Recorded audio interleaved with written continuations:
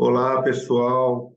Sejam todos muito bem-vindos, muito bem-vindas a esse canal Nas Pegadas de Paulo de Tarso, a esse projeto Nas Pegadas de Paulo de Tarso, que tem como o seu pilar, né, fundamental difundir os conceitos iniciáticos. E para aprofundarmos ainda mais, estamos estudando nesse primeiro módulo do projeto os conceitos iniciáticos da civilização do Antigo Egito. Lembrando sempre que temos a outra vertente, que é o Clube do Livro Espírita. Então, sejam todos muito bem-vindos a mais esse vídeo que estamos aqui divulgando e já vamos compartilhar e iniciar os assuntos referentes a esse encontro, a esse estudo. Então, é um projeto de escolas de estudos iniciáticos, escolas iniciáticas do passado, o Antigo Egito ou o Egito Antigo. Lembrando também que nós temos os nossos objetivos, as nossas finalidades, e sempre colocamos aqui que os objetivos, as finalidades é estudar conceitos iniciáticos em grupo, que estamos fazendo via online a cada 15 dias. Trazer esses conceitos iniciados para a nossa vivência prática, levar as ações práticas para a sociedade em forma de trabalho através do nosso testemunho. O livro que estamos estudando nesse momento, nesse módulo, é a Tábua de Esmeralda. O encontro foi no dia 18/9, o encontro 15, e estudamos, né, nesse encontro, estamos divulgando nesse vídeo agora a parte 1, que vai falar sobre os preceitos da Tábua de Esmeralda, no item 6 até 10. O livro, ele traz, né, no início, lá, na introdução do livro, um pensamento, né, de Einstein que nós sempre estamos colocando nos nossos vídeos e nos nossos estudos como uma forma de lembrete, uma forma de introdução a esses preceitos, a esses conceitos iniciáticos, que diz o seguinte: a coisa mais bonita que podemos experimentar é o mistério. Ele é a fonte de toda a ciência e a arte verdadeira. Aquele para quem a emoção é uma estranha, que não consegue mais se maravilhar por um momento e se envolver com o fascínio, é como morto, seus olhos estão fechados. Albert Einstein. Então, dando seguimento a essa série de vídeos, a esses estudos que estamos fazendo, iremos já diretamente para o item 6. No vídeo anterior, vimos dos itens 1 ao item 5º, ao item 5, e agora vamos do 6º ao 10º. E o 6º, ele diz o seguinte, na tradução extraído do Secretum Secretorium: a sua verdade é íntegra, se, se ela for transformada em terra. Para a tradução da Tábua Esmeralda pelo Jabir ou pelo Geber, né, não traz o item 6 na sua tradução, então nós não colocamos aqui. Para Isaac Newton, o pai de toda a perfeição do mundo inteiro está aqui. E Roger Bacon trouxe a tradução do item 6 da Tábua de Esmeralda. Ele é o pai dos segredos, tesouro dos milagres e fontes da virtude. Então, aqui a gente vê aqui a ideia, né, do Secretum Secretorium é falar um pouquinho sobre, na interpretação que estamos fazendo, que são inúmeras, e não temos nem a pretensão de esgotá-las aqui, muito pelo contrário, né? Queremos apenas instigar as reflexões, as pesquisas, e cada um que estiver com interesse de se aprofundar no assunto precisa também investigar e fazer e criar dentro de si as suas próprias concepções, suas próprias ideias, E aqui a gente vai falar um pouquinho é, de como que a, a perfeição do Pai, né, ele traz para esse mundo que está aqui, ele traz através de nós mesmos, de nós, da nossa alma, né? Quando a gente vai pensar nisso, que essa virtude é transformada em terra, a gente vê várias referências, né? Que nós saímos do pó, que nós saímos da terra. Isso aí está nos conceitos bíblicos e principalmente a nossa constituição das substâncias que compõem o nosso corpo físico.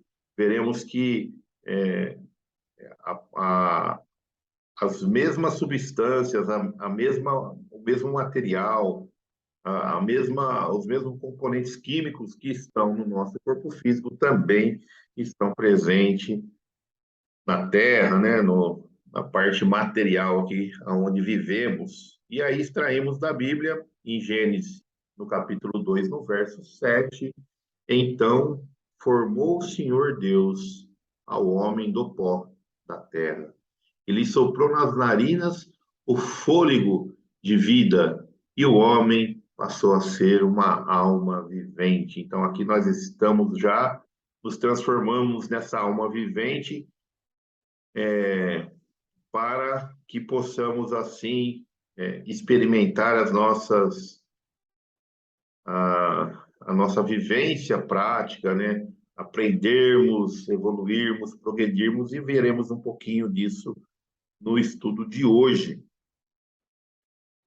Ainda para os Hebreus, o Velho Testamento, no Salmo 44, no verso 25, diz o seguinte: pois a nossa alma está abatida até o pó, e o nosso corpo como que pregado ao chão. Para os cristãos, na parte do Novo Testamento, Mateus, no capítulo 22, no versículo 37, respondeu-lhe Jesus: amarás o Senhor teu Deus de todo o teu coração, de toda a tua alma e de todo o teu entendimento.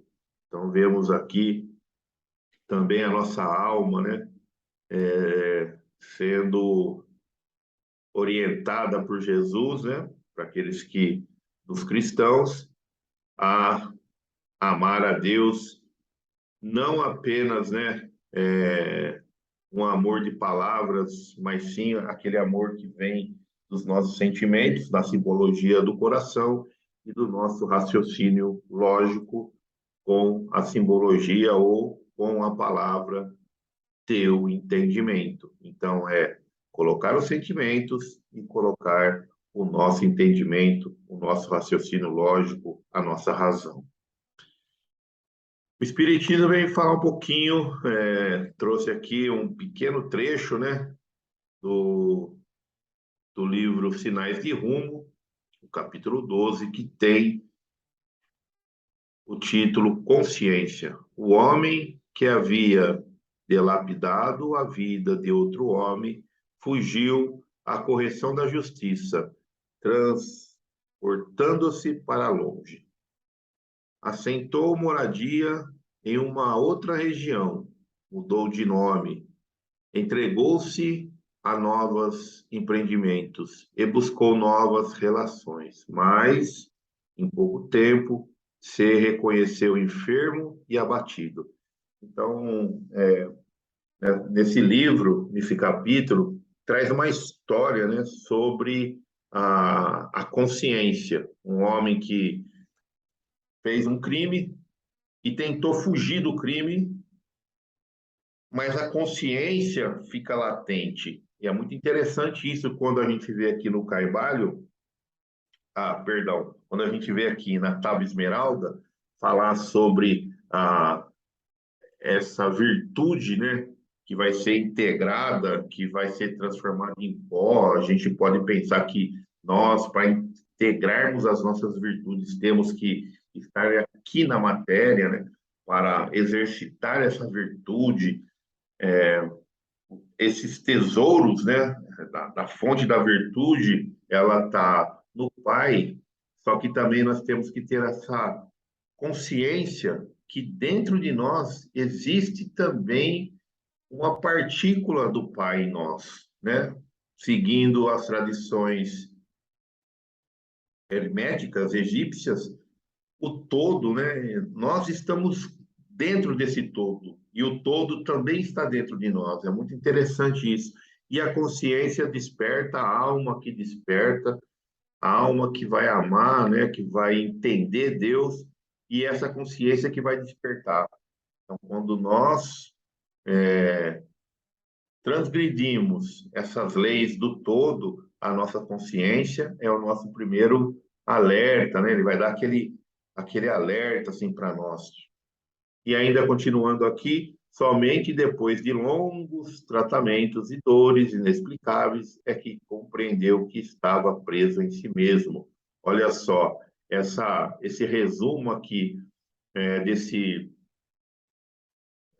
capítulo do livro Sinais de Rumo, capítulo 12, ele vai falar ainda que depois de muito tempo ele vai perceber que ele está preso nele mesmo, aonde? Na consciência. Está preso ainda com reminiscências do passado. É por isso que nós temos que exercitar em nós mesmos, né, esse entendimento para nos libertarmos desta prisão que muitas vezes nós mesmos construímos para nós. Então, é sabermos que falhamos, admitirmos as falhas, reconhecermos as falhas, verificarmos o que podemos fazer para equilibrar o pêndulo. Vocês lembram que nós estudamos lá no Carvalho, né? Quem está acompanhando os vídeos aqui há tempos, não tem só esse estudo, né, da Tábua Esmeralda, mas nós fizemos o primeiro livro Caimário, a gente vai ver o pêndulo, né? A hora que nós vamos estudar é, a lei do ritmo, então a gente vai ver esse pêndulo, como que a gente vai equilibrar esse pêndulo para não ficarmos presos em nós mesmos. É muito importante isso, a gente fazer algo para poder equilibrar esse pêndulo e nos desprendermos dessa prisão que criamos por nós mesmos, nos perdoando, mudando a nossa rota, mudando a nossa atitude, o nosso pensamento, a nossa vibração, e aí a gente vai mudando os nossos sentimentos, e assim nós iremos equilibrando esse pêndulo da nossa consciência e vamos nos libertando de nós mesmos para ascendermos e voltarmos ao todo. Muito bem, vamos então para o sétimo item, né? Da Tábua Esmeralda, que na tradução do Secretum Secretorium fala o seguinte: separa a terra do fogo, o molde do duro, suavemente, com grande habilidade. Para o árabe Jabir, na sua tradução, ele traz: já que a terra se tornou fogo, alimenta a terra com o que é sutil, com a maior força. Para Isaac Newton, na sua tradução, a força ou potência é inteira se ela for transformada em terra. Separa a terra do fogo, o sutil do grosseiro, suavemente, com grande habilidade. Para Roger Bacon, de fogo é feito a terra. Separa a terra do fogo, porque o mais sutil vale mais do que o mais pesado, e as coisas finas do que as coisas grossas. Isso deve ser feito com sabedoria e descrição. Então, que a gente sempre está vendo a separação, né? Separar as coisas do suave, né? Com suavidade, separar as coisas, os elementos, né? Então, aqui ele usa a simbologia da terra e do fogo. O fogo é aquele que molda, é aquele que derrete, é aquele que transforma, né? Se for a madeira em carvão, em cinzas, se for um metal, ele vai transformar as propriedades mecânicas desse metal e assim por diante, e trazendo para a simbologia espiritual ou espiritualista, nós vamos transformar, né, o que é duro em suave, quer dizer, amolecer os nossos corações, amolecer os nossos sentimentos, separar, né, de nós as energias que não são boas e transmutá-las em energias melhores através dos conceitos herméticos, né? Podemos utilizar os 7 princípios do Kaivalho, do hermetismo, para fazer essas transmutações que são necessárias em nós mesmos. E aí nós vamos lá para Levítico, no capítulo 15, no verso 31, lembrando sempre, né, estamos fazendo esse cruzamento entre alguns conceitos iniciáticos do Antigo Egito, estudados no livro Caibário, já fizemos isso, estamos fazendo isso agora no livro Tábua Esmeralda, e cruzamos esses pensamentos com alguns pontos dos hebreus, dos cristãos e dos espíritas, porque nós viemos dessa linha, né? Estudamos apenas essa linha hebraica, cristã e espírita, tanto na escola de aprendizes de evangelho, na escola de iniciação, como o espiritismo também apregou a isso, né? Esse estudo vinculado com a Bíblia, né? O Velho e Novo Testamento, e assim nós estamos fazendo esse cruzamento, e aí em Levítico faz o seguinte, no livro Levítico, no capítulo 15, no verso 31, assim separareis os filhos de Israel das suas impurezas. É a nossa transformação, a nossa transmutação, para que não morram nelas, olha só. Levítico já falava, você tem que se, né, separar das impurezas, para que não fiquem presas a essas impurezas, não morram nela, ao contaminarem o meu tabernáculo que está no meio deles. Né? A simbologia do tabernáculo era que ali, o tabernáculo para os hebreus era a casa de Deus, então Deus morava lá, então cuidado com essas impurezas, não contamine a minha casa. Então nós temos que nos esforçar a cada dia para irmos transmutando essas impurezas que a nossa consciência mesmo nos alerta. Então, quem que vai ser aquele que vai nos dar a rota da transformação, da transmutação de nós mesmos? É a nossa consciência, que vimos no item anterior. Em Mateus, no capítulo 13, no versículo 47, assim será na consumação dos séculos. Sairão os anjos e separarão os maus dentre os justos. Então, aqui também a gente vê essa distinção, essa separação de energias, né, de vibrações, muito interessante. Para o Espiritismo, a Gênese, o livro Gênesis, o capítulo 1, Caráter da Revelação Espírita, o item 58, foi tirado apenas um trechinho, então fica sempre as referências, para que cada um de nós possamos ir lá, ler na íntegra o que nós estamos referenciando aqui.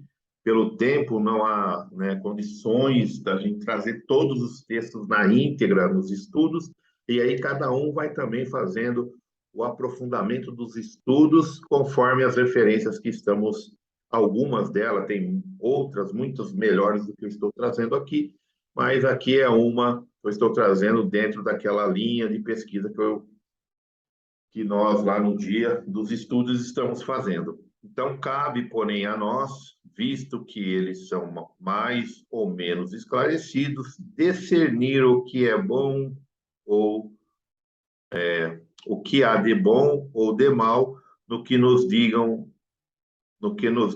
e tirar do ensino que nos deem o proveito possível. Então, o discernimento, né, de escolher, né, discernir, escolher entre, discernimento, escolher entre o que eu quero, entre várias possibilidades, opções. Então, eu tenho que saber discernir o que é bom, o que não é, dentro daquilo que é melhor para mim, que eu vou tirar proveito.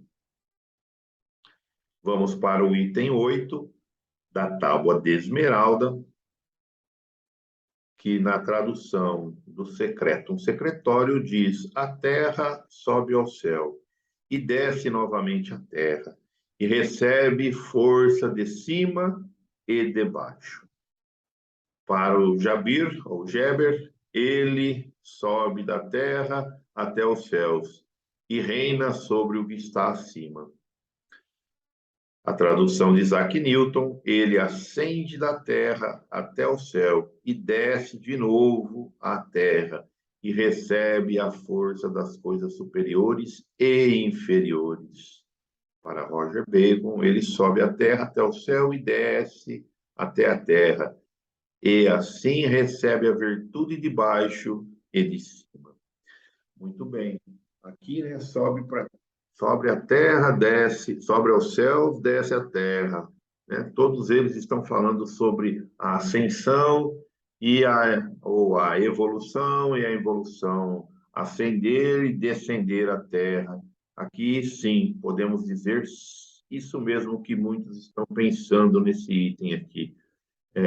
Os conceitos egípcios, é óbvio, né, são de ideias de reencarnacionistas. Então, aqui tem sim essa, essa ideia de plano de fundo como podemos entender como uma oportunidade de refazermos, né? Subimos e descemos e recebemos a virtude, a influência das energias, tanto do céu como da terra, e assim sucessivamente, para irmos progredindo. Então, aqui sim está falando é, da, da reencarnação. Eu gosto sempre de reforçar aqui alguns pontos, né, alguns conceitos importantes para que todos nós fixemos nas nossas mentes, né? A palavra reencarnação, ela é relativamente nova, então podemos dizer que ela é do século XIX, meados do século XIX, quando teve a codificação desses conceitos e desses preceitos espíritas, né? O surgimento da doutrina espírita, e essa palavra é uma que surgiu junto com a doutrina espírita, mas a reencarnação, a teoria, não a palavra, mas o que ela significa, isso aí é de conhecimento milenar. Então, para os hinduístas, né, na Índia, esses conceitos são muito antigos, chineses, egípcios, todo mundo das civilizações antigas tinha, ou a maioria deles tinha, esse conhecimento da reencarnação, né, de retornar da onde começou, de ir progredindo e progredindo nessa ascensão e descensão para poder experimentar as energias da matéria e receber essas virtudes, tanto de baixo da terra como de cima dos planos superiores. E aí vamos fazendo o cruzamento desse conceito, lembrando sempre que a palavra reencarnação não existia até 1857, podemos dizer assim. Então, essa palavra não vai ser encontrada na Bíblia, no Velho, no Novo Testamento, em muitos textos, ela só vai ser difundida, a palavra reencarnação, depois do advento do Espiritismo. Então, em Gênesis, capítulo 4, verso 17, os vossos mortos e também o meu cadáver viverão e ressuscitarão. Despertai e exultai, os que habitais no pó, porque o teu orvalho, ó Deus, será como o orvalho da vida, e a terra dará luz aos seus mortos. Primeira carta aos Coríntios, capítulo 15, verso 42, pois assim também é a ressurreição dos mortos. Semeia-se o corpo na corrupção, ressuscita na incorrupção.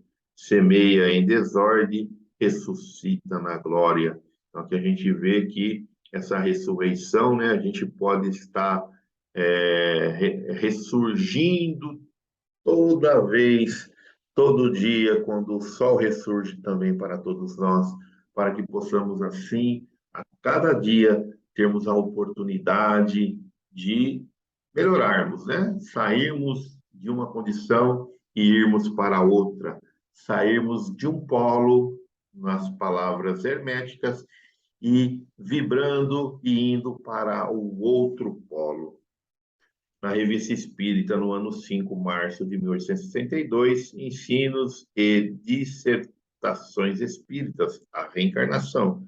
A doutrina da reencarnação é uma verdade que não se pode ser contestada, desde que o homem só quer pensar no amor, na sabedoria e na justiça de Deus. Não pode admitir nenhuma outra doutrina. Então, quando a gente começa a ter o entendimento de Deus, conforme está escrito nas Escrituras, né? Com todo o nosso coração e com todo o teu entendimento, né? Amarás a Deus de todo o seu coração e de todo o seu entendimento. Isso aí está no Novo Testamento, está no Velho Testamento também. Encontramos esses trechos. Então, nós vamos utilizar o nosso entendimento para sabermos, né, do amor de Deus, da sabedoria e da justiça de Deus. E quando a gente começa a raciocinar esse amor, essa justiça, fica difícil entender justiça se nós não conseguirmos entender esse conceito de retornarmos à carne de novo, de virmos a ter novas experiências, e as explicações ficam mais aderentes, né? Quando a gente não tem explicação nenhuma. Um exemplo é quando uma criança de 4 anos consegue tocar um piano, um clássico dificílimo para quem até estuda há anos. E a criança sem muito estudo, sem conhecer muito, pelo que alguns tentam falar que Deus deu o dom, mas aí Deus não vai ser justo, né? Porque se a justiça não pode dar para um, deixar de dar para outro. Se falar, não, a criança nasceu do dom, mas da onde que vem isso? Como que a criança nasce com uma coisa que é dificílima de aprender? Então, todos esses exemplos que eu estou dando aqui é para utilizarmos esse entendimento de Deus e das suas leis, da sua justiça, da sua sabedoria, para poder explicar algumas dessas coisas inexplicáveis, e aí vamos encontrar explicação nas reencarnações passadas. Muito bom. Indo à frente, assim você terá a glória de todo o mundo. Essa é a tradução do secreto no secretório. O Jabir não tinha uma tradução no item 9, conforme está no livro. Para Isaac Newton, através disso, você terá a glória do mundo inteiro. Se ele é o Senhor embaixo e em cima, você deve adorar o que está embaixo e o que está em cima. Então, aqui a gente vai ver na Bíblia dos Hebreus, Isaías, perdão, no capítulo 58, verso 8: então romperá a tua luz como a alva, a tua cura mostrará sem detença, a tua justiça irá diante de ti, e a glória do Senhor será a tua retaguarda. Na primeira carta aos Tessalonicenses, no capítulo 2, no versículo 12, exortamos, consolamos e admoestamos para viverdes por modo digno de Deus, que nos chama para o seu reino de glória. E o Espiritismo, no livro Caminho, Verdade e Vida de Emmanuel, no capítulo 119, que tem o título Glória Cristã, ele vem trazendo porque a nossa glória é esta, o testemunho da nossa consciência. Então, quando nós, vemos aqui que através disso terá essa glória do mundo inteiro, é através da nossa evolução, do nosso entendimento, né, sobre esses preceitos que o Hermetismo vem trazendo na tal esmeralda, de progredir, de evoluir a nossa consciência, transmutar os nossos sentimentos, e aí nós teremos essa glória inteira, né? e nós teremos, assim, a glória de estarmos num plano mais sutil, mais elevado, e entraremos na glória cristã através do testemunho da nossa própria consciência. Alguma coisa ficou para trás, algo que está latente aqui eu preciso reparar, e é através desse testemunho que entraremos nos reinos dos céus. E todas as trevas fugirão de você. Secreto, secretório, item 10. Para o Jabir não tem tradução nesse item. Isaac Newton, toda a obscuridade fugirá de você. E para Roger Bacon, o que é a luz das luzes e afasta todas as trevas. Então, quando nós acendermos a luz nos nossos sentimentos, no nosso comportamento, nos nossos pensamentos, nas nossas vibrações, a luz vai extinguir a escuridão. Isso aqui é um assunto já tratado, já nos estudos herméticos, né? Que nós não podemos enclausular a luz e nem a escuridão pode ser enclausulada, porque basta apenas uma pequena chama acender, uma mínima chama para iluminar um cômodo obscuro. Então, a escuridão ela é uma ideia meia que falsa. Por quê? Porque a escuridão ela não vai existir. O que existe é a falta de luz, acender a luz nos nossos corações. Então, se os nossos corações estão um pouco obscuros, o que temos que fazer é acender essa chama, essa centelha de Deus que está dentro de nós, transmutar os nossos pensamentos e os nossos sentimentos, para que possamos, assim, acender a, a Deus e resplandecer a nossa jornada. Para Isaías, no capítulo 9, no verso 2, o povo que anda em trevas viu grande luz, e aos que viviam na região da sombra da morte, resplandeceu-lhes a luz. Então, quando a luz vem, ilumina, resplandece, né? Vivia na treva, mas a luz veio nos chamar, fez o chamamento para a nossa transformação. Primeiro João, capítulo 2, verso 8, todavia vos escrevo novo testemunho, aquilo que é verdadeiro nele e em vós, porque as trevas se vão dissipando e a verdadeira luz já brilha. Vamos nos transformando a cada dia em verdadeiras luzes. Para o livro Linha 200, Emmanuel, capítulo 11, da sombra para a luz. Tarefas sacrificiais se exigem de nós, com vistas a indispensável burilamento. Precisamos burilar, né? Sair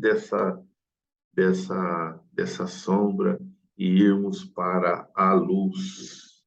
Muito bem, então estudamos aqui nesse encontro e nesse vídeo uma pequena parte da Tábua Esmeralda, alguns singelos conceitos bem superficiais, podemos até dizer assim, que temos que aprofundar muito, que são os itens 6 a 10. O exercício prático proposto aqui no momento de partilha lá nos nossos encontros era o que faz acender a chama do ideal iniciático em mim, e lá cada um falou aquilo que sentiu vontade, né, do que vai fazendo, o que faz essa chama ficar aceso. Para o próximo vídeo e para o próximo encontro, estudaremos os itens de 11 a 15. A proposta é como faço para deixar acesa a chama do ideal iniciático. Quando nós estamos estudando, nós vamos refletir o que eu tenho que fazer para essa chama não se apagar, para eu não deixar que isso se apague dentro de mim. E é isso. Até o nosso próximo encontro, o nosso próximo vídeo. Agradecemos demais a atenção de todos. Espero ter contribuído com uma pequena e singela reflexão sobre esses aspectos do livro A Tábua de Esmeralda e que possamos nos ver no próximo encontro. Que Jesus sempre possa abençoar os nossos esforços e que todos nós possamos ficar na paz de Deus. Grande beijo e até a próxima. Tchau, pessoal.